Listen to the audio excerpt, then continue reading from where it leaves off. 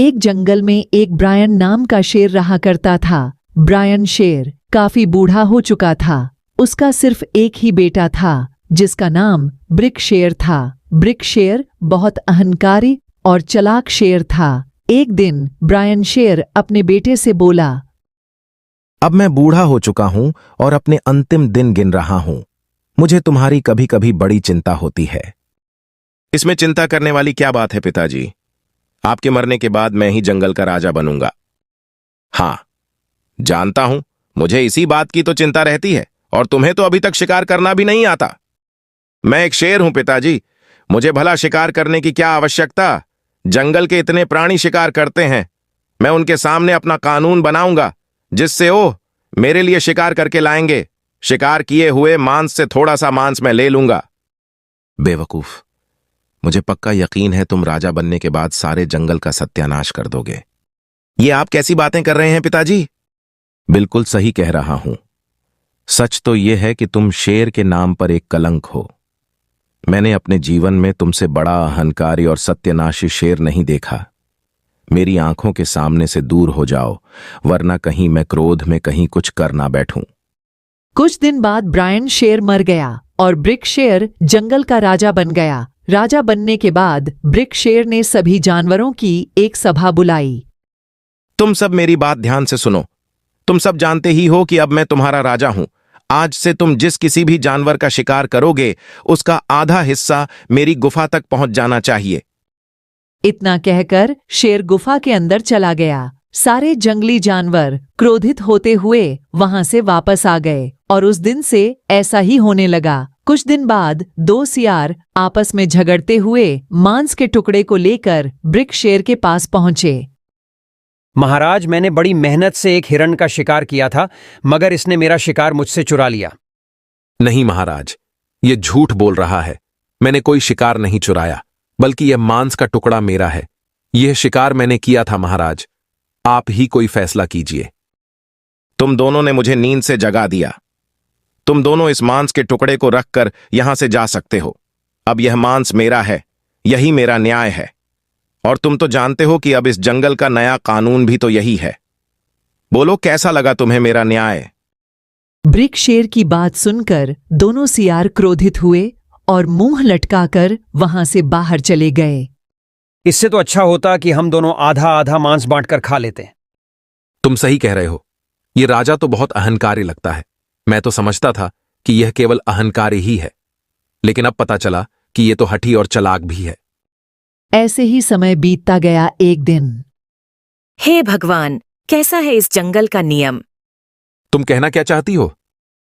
यही कि शिकार हम करें और हमारे शिकार का आधा हिस्सा शेर राजा खा जाए। मैं तुमसे बोल देती हूँ, अब मैं अपना हिस्सा राजा को बिल्कुल नहीं दूंगी।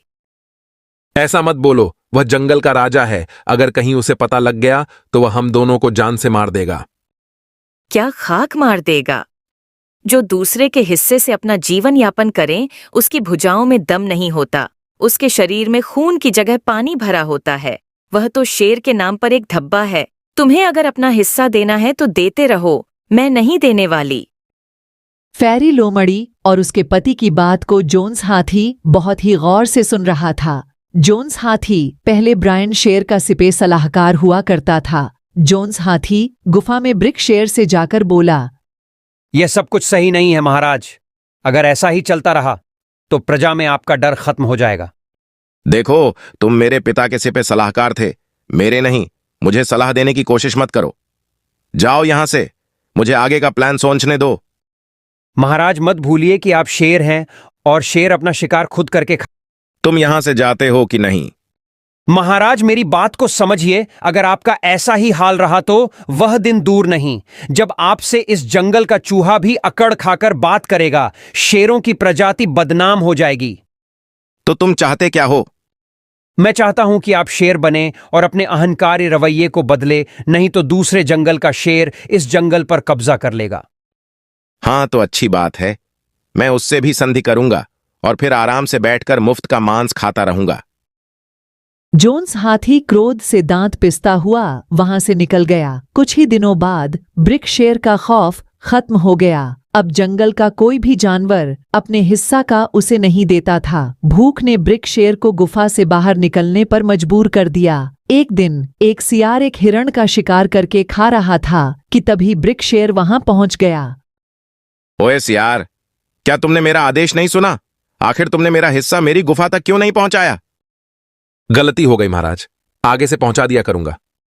अब जाओ यहां से। तुम्हारी सजा यह है कि अब यह मांस पूरा मैं ही खाऊंगा। ब्रिक शेर मांस का टुकड़ा लेकर वहां से चल दिया। मेरा शिकार खाते हुए इसे शर्म नहीं आई। इस अहंकारी राजा को किसी दिन सोते हुए इस पर हमला करके इसे मार दूंगा। सारे जंगल के जानवर सुकून की सांस लेंगे, कलंक कहीं का। ब्रिक शेर मांस का टुकड़ा लेकर चलते हुए अपने आप से बोला, हिरण के मांस को तो मैं नदी के किनारे बैठकर खाऊंगा। आखिर मुझे खाने के बाद पानी भी तो पीना है, वरना मुझे कई दिन तक प्यासा रहना पड़ सकता है। ब्रिक शेर नदी के किनारे बैठकर हिरण के मांस को खाने ही वाला था। अरे अरे, ये क्या हुआ? ये मांस तो नदी के अंदर गिर गया। बड़ी मुश्किल से तो मुझे मांस मिला था, मैं तो भूखा मर जाऊंगा। ब्रिक शेर ने इतना कहा ही था कि तभी नदी का पानी बुरी तरह से उबलने लगा और देखते ही देखते उसमें से गर्म गर्म भाप निकलने लगी। उस भाप में से एक सुंदर स्त्री निकलकर ब्रिक शेर से बोली, तुम्हारी हिम्मत कैसे हुई मेरे नदी में मांस का टुकड़ा फेंकने की? तुम जानती हो तुम किससे बातें कर रही हो। मैं इस जंगल का राजा ब्रिक शेर हूं। मुझे क्षमा कर दो जंगल के राजा, मैं आपको देख नहीं पाई। मुझे लगा कोई साधारण जीव होगा। लेकिन तुम हो कौन? मैं इस मायावी नदी की मालकिन हूँ और यह नदी भी आपके ही जंगल में आती है, तो इस नाते आप मेरे भी राजा हुए। तो फिर अपने राजा के आदेश का पालन करो।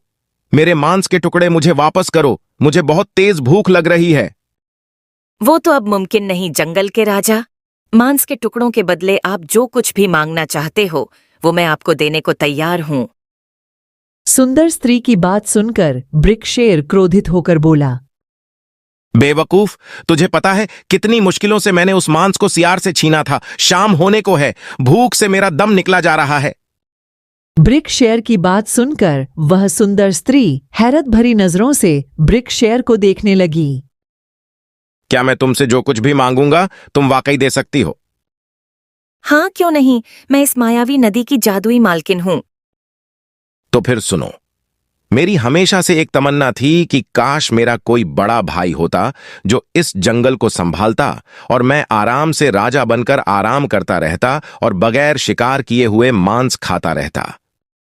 जंगल में एक ही राजा होता है। अगर तुम्हारा कोई भाई होता तो वह तुम्हें जीवित नहीं छोड़ता, लेकिन जैसी तुम्हारी इच्छा को पूरा करना मेरा कर्तव्य है। मायावी स्त्री ने इतना कहा ही था कि तभी नदी के अंदर से ब्रिक शेर की तरह ही एक शेर दहाड़ता हुआ निकलकर आ गया और वो मायावी स्त्री वहां से गायब हो गई। ब्रिक शेर उस शेर की ओर देखकर बोला, तुम मेरे छोटे भाई हो और मैं तुम्हारा राजा। जाओ, मेरे लिए जंगल में शिकार करो और भोजन का प्रबंध करो। तुम्हारा दिमाग तो सही है, जंगल का राजा तो मैं ही बनूंगा। इतना कहकर उस शेर ने ब्रिक शेर को मार दिया और उस दिन के बाद वह शेर जंगल का राजा बन गया और सभी जानवरों ने चैन की सांस ली। तो दोस्तों, ये कहानी आपको कैसी लगी हमें कमेंट करके जरूर बताइएगा। साथ में चैनल को सब्सक्राइब करना न भूलिएगा। आपके एक कमेंट और एक सब्सक्राइब से मुझे मोटिवेशन मिलता है। तो दोस्तों, मिलते हैं एक नई कहानी के साथ। तब तक के लिए नमस्कार।